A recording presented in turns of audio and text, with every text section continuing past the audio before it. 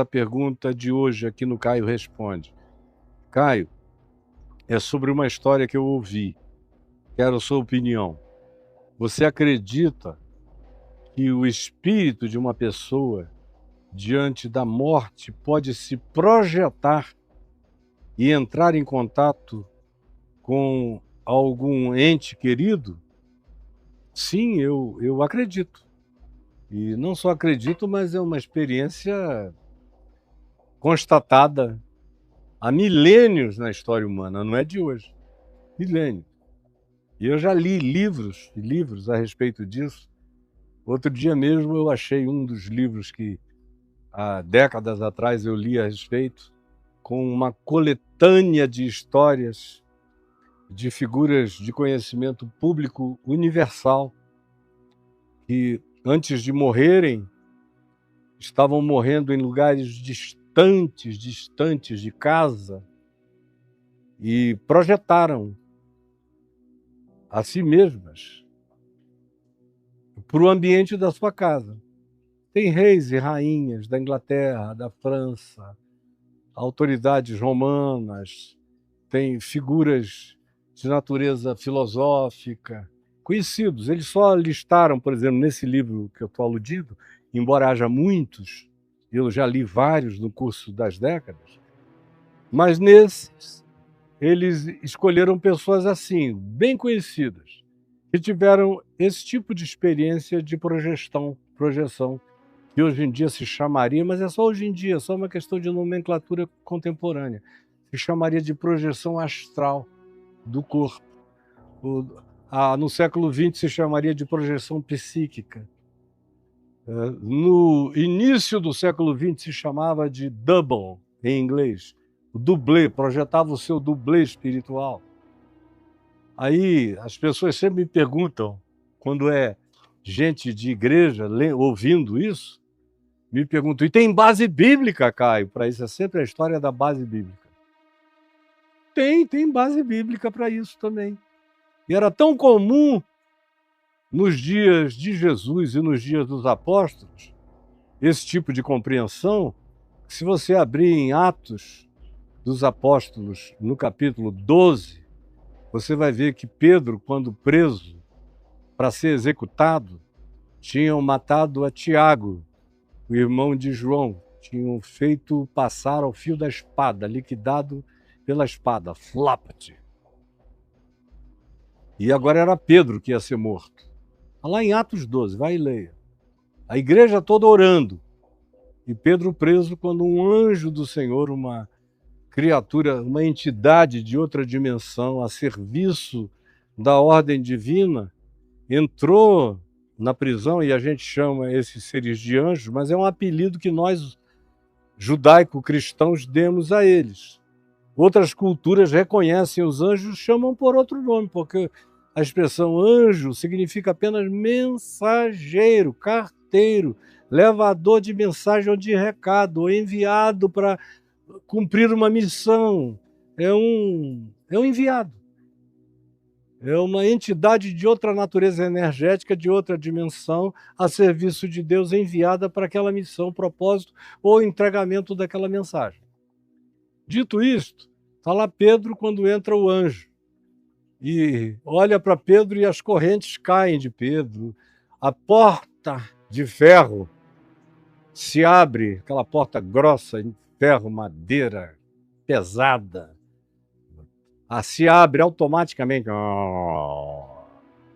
Aí Pedro vai andando, quando ele vê, ele está no meio de Jerusalém, naquelas ruas estreitas da Jerusalém do primeiro século. Continua tudo estreito hoje também, na Jerusalém amuralhada, que tinha uma outra configuração diferente dessa de hoje, mas era amuralhada também, e as ruas estreitinhas, pelas quais Jesus andou, e Pedro e outros também andaram. Enfim, a Jerusalém bíblica do primeiro século, antes da destruição da cidade no ano 70 pelos romanos, era ali que Pedro estava, provavelmente na fortaleza Antônio, perto de onde é o tanque de Betesda, preso lá. E se diz que a igreja em Jerusalém estava reunida nas casas, na casa de João Marcos, orando, intercedendo por Pedro, pedindo que Deus o livrasse da morte. Já perdemos Tiago, agora Pedro. E eles oravam e Pedro saiu livre. Se beliscou, ele nem acreditou. Ele falou, meu Deus, eu estou sonhando. O texto bíblico diz, achando que era um sonho. De tão fantástico que era. Aí ele viu e disse, não, estou na rua, cara. Estou aqui, ó, se eu beliscar dói. Ai, meu Deus, está acontecendo. Eu vou para casa onde os irmãos estão orando. Eles devem estar na casa de João Marcos. Lá tem um lugar grande para oração, vou lá. Foi lá e começou a bater na porta. E eles lá dentro gritando, Senhor, salva Pedro, salva Pedro. E Pedro batendo, sou eu, sou Pedro, abram a porta, com medo que os guardas viessem e o prendessem outra vez, batendo e ninguém abria, mandaram uma pessoa que trabalhava na casa, uma funcionária do lar, para ir ver. Aí ela foi, reconheceu a voz de Pedro e disse, é Pedro que está aí fora batendo. Aí disseram, não.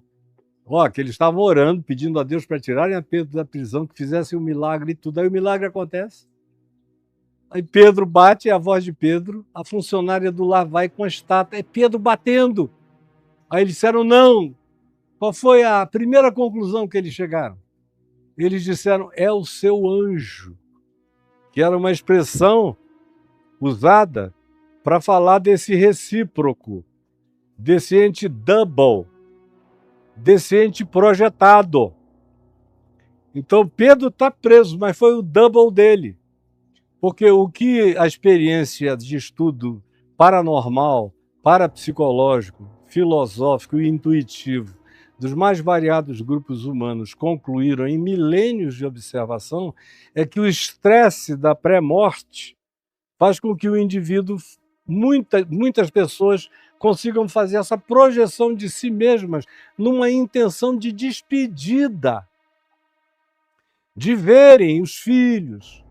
Agora, tem um detalhe, é que quando é a manifestação do double, dessa projeção psíquica de si mesmo, em geral, essas pessoas não falam, essas projeções não discursam. Como tem casos de mães que estavam morrendo distante dos filhos. Tem uma história muito linda de uma pessoa morrendo na França, há uns 700 anos atrás, longe dos filhinhos que estavam na Inglaterra. E naquela agonia toda, ela pediu a Deus que ela pudesse ver os filhos e que os filhos pudessem vê-la. E aí ela entrou em casa, abriu a porta, os filhinhos estavam deitados na cama, eram 2 ou 3 filhos, se sentaram. Ela passou a mão na cabeça, não disse uma palavra, mas com um olhar ela os abençoou e eles ficaram enternecidos, sentindo o amor da mãe. E aí ela fez todo o carinho que podia fazer e simplesmente desapareceu diante deles e morreu na França. Os filhos correram, procuraram o pai, disseram, a mamãe esteve aqui, vestida assim, assim, assim, assim. E o pai disse, não, ela está na França, ela está doente, morrendo lá, não vai dar para voltar para casa. E depois veio a carta, que ela morreu exatamente naquela noite, algumas horas depois, vestida com a roupa tal, descreveram a mulher toda que os filhos tinham visto. A mãezinha que chegou, olhou, acarinhou, internurou, aconchegou, consolou o coração dos filhos e partiu com o canal da Mancha entre eles. E aí tem histórias e histórias e histórias. Então essas coisas podem acontecer e não tem sobrenaturalidade nelas. São recursos e poderes e competências e capacidades da psique humana, da mente projetada. Se você quiser chamar de mente, alma, espírito, é desse conjunto abstrato projetado que carrega essa manifestação praticamente holográfica, ou ectoplásmica dessa pessoa, mas não é a pessoa em si, o corpo está lá. Como Paulo, quando fala do seu arrebatamento ao terceiro céu, ele diz, se no corpo ou fora do corpo, eu não sei, Deus o sabe, porque a sensação de realidade era completamente esmagadora. Como a influência da música. Davi tocava e Saul acalmava. Na sua bipolaridade, nos seus ataques de hipocondria bipolar, que queria matar pessoas, tentou matar Davi com uma lança dentro da corte da casa dele. E a única pessoa que, antes de ele declarar a guerra definitiva a Davi, o perseguia até o fim da vida de Davi, acalmava Davi, acalmava Saul, era Davi tocando a sua harpa. Aí tem gente que diz era a harpa de Davi. Se fosse hoje em dia, não sei como a Universal não fez ainda a campanha da harpa de Davi. Para você comprar uma coisa fajuta, nem compra, deixa uma oferta de R$1.000, leva uma porcaria que eles mandaram fazer em qualquer fundo de quintal por R$20, ganha uma fortuna em cima de você, magificam a arca de Davi para você ir em casa e tocar para acalmar a casa.